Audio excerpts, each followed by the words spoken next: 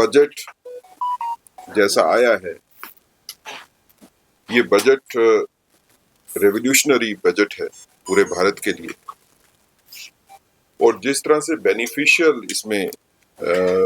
Measures लिए गए हैं,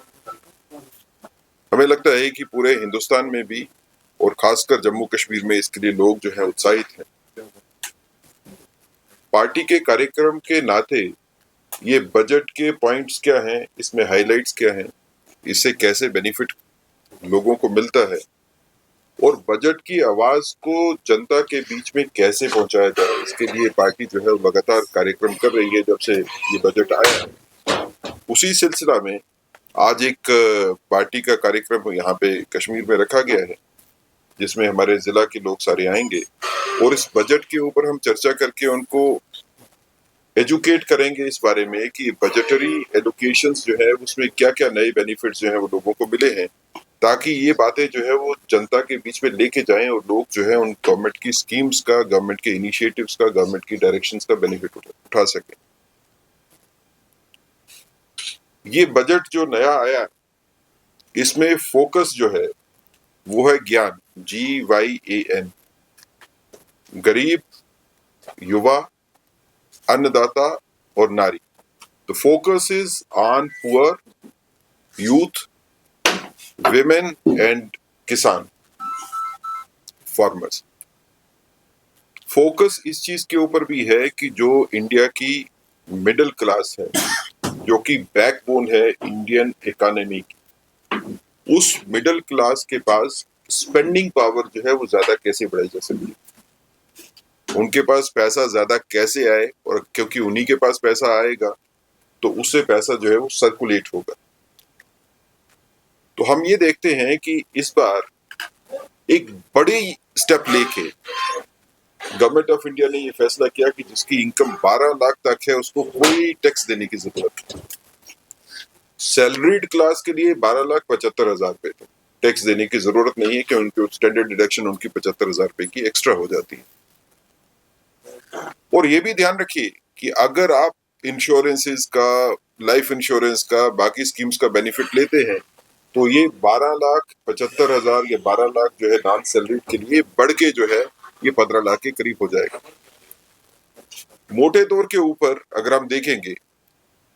तो जो middle class backbone of Indian economy है, उसमें जिस आदमी की इनकम मंथली 1 लाख रुपया या 1 लाख रुपए से थोड़ी ज्यादा भी है, उसको अब कोई टैक्स देने की जरूरत नहीं। कुल मिला के देखें तो जब मैं ये कहता हूं कि ये रेवोल्यूशनरी बजट है, तो आप इस चीज को सोचिए कि इस बजटरी बेनिफिट देने का, खाली इनकम टैक्स की स्लैब को ऊपर लेके जाने का, जो गवर्नमेंट ऑफ इंडिया के ऊपर इसका फाइनेंशियल इंपैक्ट हुआ है वो 1 लाख करोड़ रुपए का। तो मोदी जी की गवर्नमेंट जो है वो 1 लाख करोड़ रुपए का बेनिफिट पूरे हिंदुस्तान को दे रही है, ताकि हिंदुस्तान की मिडिल क्लास जो है वो मजबूत हो सके। हिंदुस्तान की मिडिल क्लास की मजबूती से आगे देश की मजबूती होगी, आर्थिक स्थिति जो है वो बेहतर होगी। आपके कश्मीर में भी ज्यादा लोग जो है वो यहाँ पे टूरिस्ट आ पाएंगे, लोगों की जेब में पैसा होगा तो यहाँ पे आएंगे भी, एंजॉय भी करेंगे, पैसा भी खर्चेंगे। यहाँ की इकोनॉमी भी जो है कनेक्टेड इकोनॉमी है। इस बजट में स्पेशल प्रोविजन रखा गया, जो औरतें हैं या जो शेड्यूल ट्राइब, शेड्यूल कास्ट के एंटरप्रेनर है, जो इन्वेस्टमेंट करना चाहते हैं, उनको गवर्नमेंट की साइड से जो है वो प्रावधान रखा गया कि उनको लोन मिल सकता है, आसान दरों के ऊपर उनको लोन मिल सकता है। गवर्नमेंट ऑफ इंडिया उनको सारी मदद देगी इंडस्ट्री को सेटअप करने। इसी तरह इस बजट में काफी ज्यादा प्रावधान है युवाओं के लिए भी, देश के आर्थिक विकास के लिए भी। कुल मिला के अगर हम देखें तो ये बजट जो है ये रेवोल्यूशनरी बजट है, क्योंकि 2014 में जब मोदी गवर्नमेंट आई थी तो हमारे पहले बजट में हम इनकम टैक्स की स्लैब को, टैक्स फ्री स्लैब को 2.5 लाख तक लेके गए। वो 2.5 लाख जो है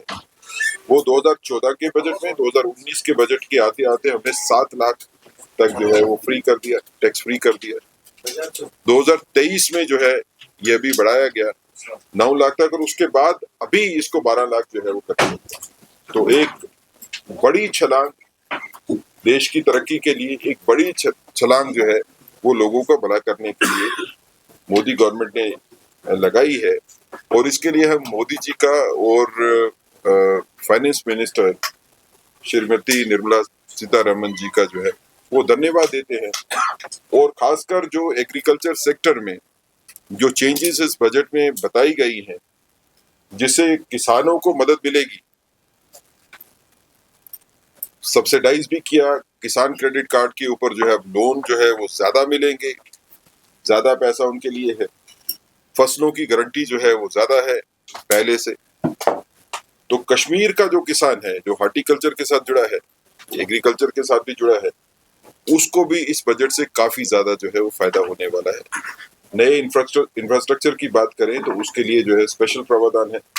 हमें लगता है कि इस बजट के आने के बाद आने वाले दिनों में जम्मू कश्मीर के लिए जो है वो स्पेशल कंसिडरेशन जो है वो रखी जाएगी, और यहाँ पे ज्यादा स्कीमें जो लोगों की भलाई के लिए हैं वो निकलेंगी। और हम ये भी उम्मीद करते हैं कि इस बजट में जो कोशिश की गई गवर्नमेंट ऑफ इंडिया की तरफ से लोगों को बेनिफिट देने की, तो जो इन्वेस्टर्स हैं, चाहे वो जम्मू कश्मीर के बीच के इन्वेस्टर्स होंगे या जम्मू कश्मीर के बाहर के भी इन्वेस्टर्स होंगे, अब उनके लिए जो है वो ग्राउंड तैयार है, पैड वर्क तैयार है। वो आए जम्मू कश्मीर में इन्वेस्ट करें। जो जम्मू कश्मीर के बीच के इन्वेस्टर हैं उनके लिए भी एक बड़ा मौका है कि इस माहौल में, जहाँ की बजट इतना अच्छा आया है और यहाँ पे इतनी